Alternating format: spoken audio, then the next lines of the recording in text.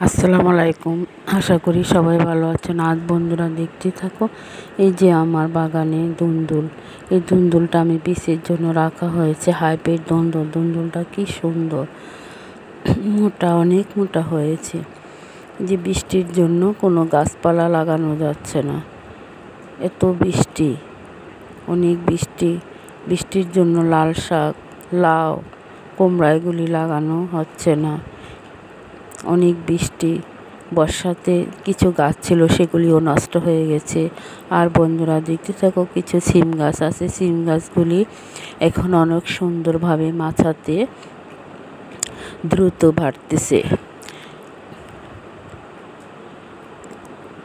আজকে আমি কিছু সিমের বীজও রোপণ করেছিলাম, সেগুলিও শীত আসছে, সেগুলিও অনেক সিম গাছ নষ্ট হয়ে গেছে, সেই জন্য কিছু বিচি ছিল সেগুলো লাগানো হয়েছে। সেগুলি কিছুদিনের ভিতরে উঠে যাবে। তাই বন্ধুরা, একটু সার দিয়ে দিলে অতি শীঘ্রই সিমের ফুল চলে আসবে। সিম গাছগুলি অনেক সুন্দর হয়েছে। আর এখানে যে দুন্দুলের পাতাগুলি কি সুন্দর, দুন্দুল গাছটাই যে অনেক দূরে উঠে গেছে। এখন দুন্দুলের কড়াও আসছে। কিছু দুন্দুল আমি বীজের জন্য রাখা হয়েছে। আর এই যে গার্ডেনে সিম গাছগুলিতে পোকার আক্রমণ, সেই জন্য আমি হলুদের গুঁড়ো ছিটে দিচ্ছি। যখন পোকা আক্রমণ করে তখন হলুদের গুঁড়া ছিটে দিলে পোকাগুলি চলে যায়। যখন ফুল আসে তখন আরেকবার পোকা আক্রমণ করে, তখনও হলুদের গুঁড়ো ছিটে দিলে পোকাগুলি চলে যায়। সিমের ফলনও ভালো আসে।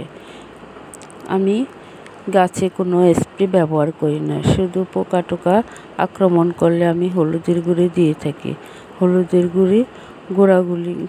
হলুদের গুঁড়ি দিলে পোকাগুলি দমন হয়ে যায়, একদম মনে পরিষ্কার হয়ে যায়।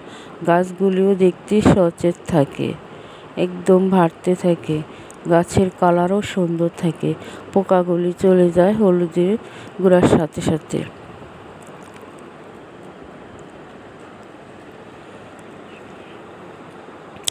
আমার গার্ডেনে এই যে মাচাগুলি অনেক বড় মাচা, আমি লাইলনের সূত্রে দিয়ে মাচাটা দেওয়া হয়েছে।